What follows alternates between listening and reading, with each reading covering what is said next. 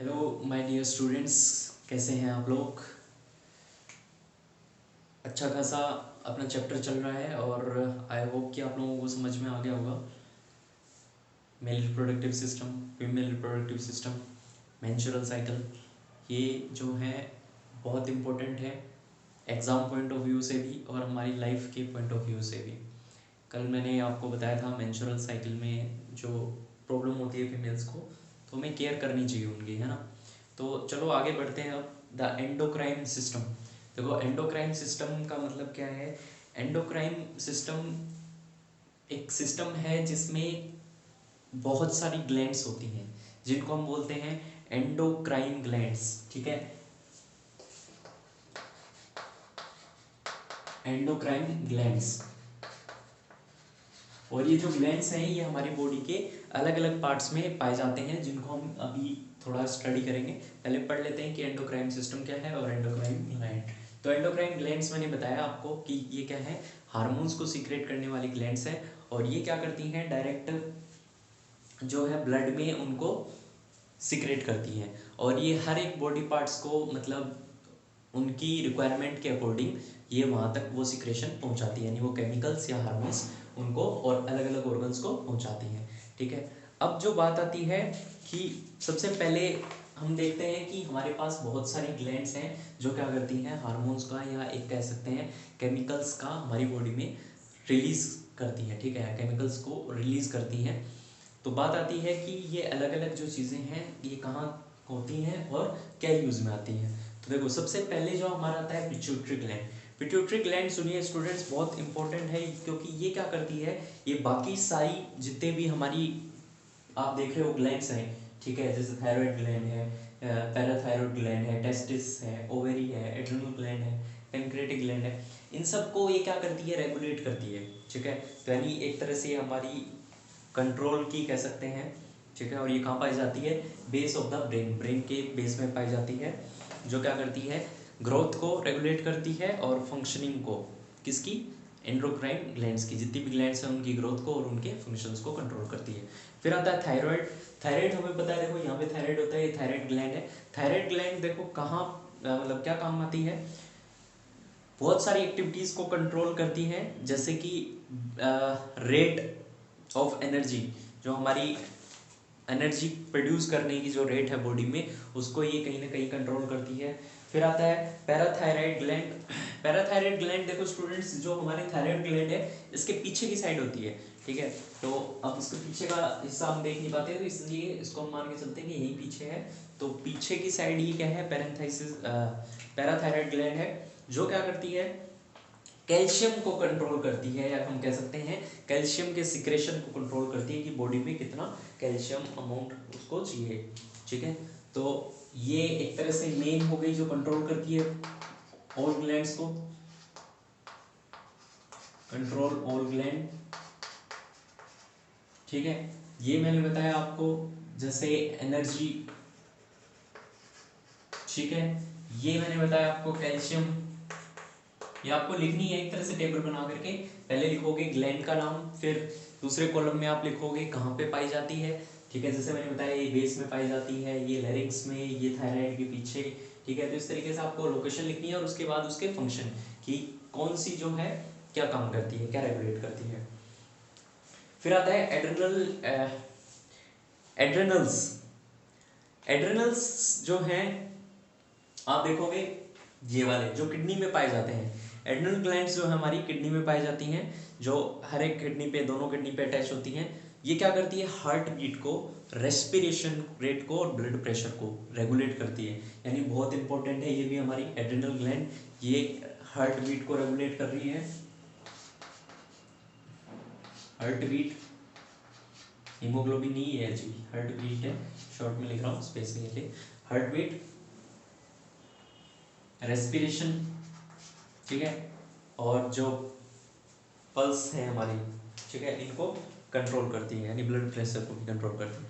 फिर आता है पेनक्रियास। ये देखो पेनक्रियास जो है, पेनक्रियास क्या करेंगे, बिलो द स्टमक, इनकी लोकेशन क्या है, बिलो द स्टमक, आप देख रहे हो स्टमक के ठीक नीचे पाई जाती है, बिलो द स्टमक। और क्या करती है, controls glucose level in blood, ये ग्लूकोज लेवल को कंट्रोल करता है।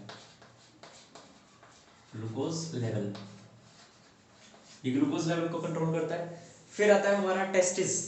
ये टेस्टिस जो है हमने पढ़ा था, ये एक क्या है हमारा रिप्रोडक्टिव पार्ट का तो मेन पार्ट है ही, साथ ही साथ ये क्या करता है हमारे लिए एक हार्मोन भी रिलीज करता है जो हमारी बॉडी के लिए नेसेसरी है, हमारे सेक्सुअल कैरेक्टर्स के लिए नेसेसरी है। तो जो टेस्टिस जो रिलीज करता है, जो हम कह सकते हैं जो मेल सेक्स हार्मोन रिलीज करता है, वो क्या कहलाता है टेस्टोस्टेरोन। यानी एक टेस्टोस्टेरोन नाम का sex hormone, male sex hormone ये रिलीज करते हैं टेस्टिस। ठीक है, क्वेश्चन इंपॉर्टेंट है, याद रखिएगा टेस्टोस्टेरोन।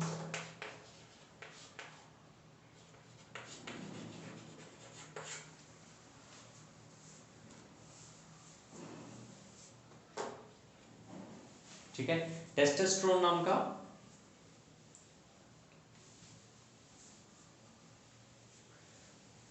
Sex hormone. ठीक है, टेस्टोस्टेरोन नाम का मेल सेक्स हार्मोन ये टेस्टिस, क्योंकि मेल में टेस्टिस पाया जाता है, तो जो ये मेल सेक्स हार्मोन कौन सा है टेस्टोस्टेरोन। इसी तरीके से जो ओवेरीज है ये क्या है फीमेल का मेन पार्ट है रिप्रोडक्टिव सिस्टम का। ठीक है, तो फीमेल का मेन रिप्रोडक्टिव सिस्टम का पार्ट है, और ये क्या करता है ये भी सेक्स हार्मोन को रिलीज करता है, कौन सा इस्ट्रोजन।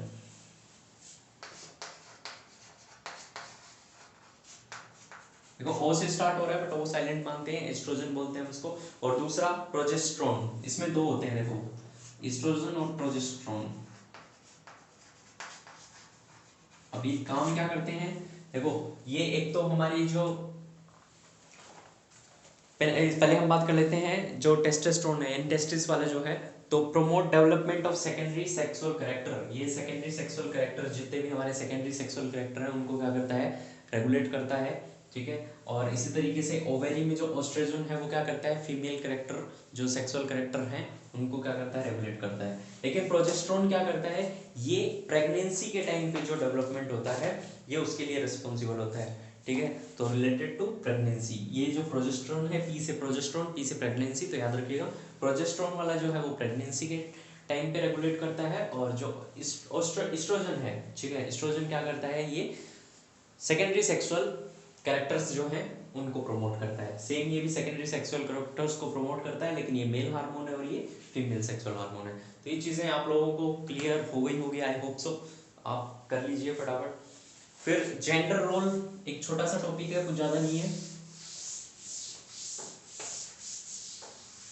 जेंडर रोल देखो स्टूडेंट्स, हमें पता है कि जेंडर क्या है।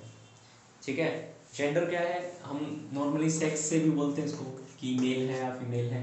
ठीक है, तो सेक्स तो नॉर्मली हमारा हो गया है जो फर्स्ट कैरेक्टर देख करके हम कि भाई मेल है या फीमेल है, और जेंडर इसी का एक तरह से अभिन्न हिस्सा कह सकते हो कि जिससे सोसाइटी डिसाइड करती है कि ये मेल के कैरेक्टर शो कर रहा है फीमेल के कैरेक्टर शो कर रहा है, तो ये जेंडर। ठीक है, तो हमें पता है कि जेंडर रोल हम बार बार पढ़ते हैं, कई जगह हम देखते भी हैं कि मेल और फीमेल्स को हमेशा क्या है अलग अलग तरीके से मतलब ट्रीट किया जाता है ना, तो ये बहुत गलत है। All are human beings, treat करना चाहिए सबको एक साथ। जैसे मैं अपनी बताता हूँ, मैं जब कोचिंग लेता था पहले, तो मतलब कोचिंग में मैं पढ़ाता था पहले, ठीक है, मेरी खुद की कोचिंग थी उसमें मैं पढ़ाता था, तो मैं क्या करता था वेदर बॉय और अ गर्ल, ठीक है, चाहे लड़का हो चाहे लड़की हो, मैं क्या करता था इक्वल पनिश करता था दोनों को। मैं ये नहीं सोचता था, नॉर्मली जो बॉयज़ की शिकायत यही होती है कि टीचर्स है ना बॉयज़ को तो पनिश कर देते हैं और गर्ल्स को करते नहीं है, तो भाई मैं ऐसा नहीं करता बिल्कुल भी, मैं इक्वल पनिश करता हूँ। जो पनिशमेंट बॉयज़ के लिए है वही पनिशमेंट गर्ल्स के लिए है। ठीक है, तो मैं इक्वल ट्रीट करता हूँ, डोंट वरी।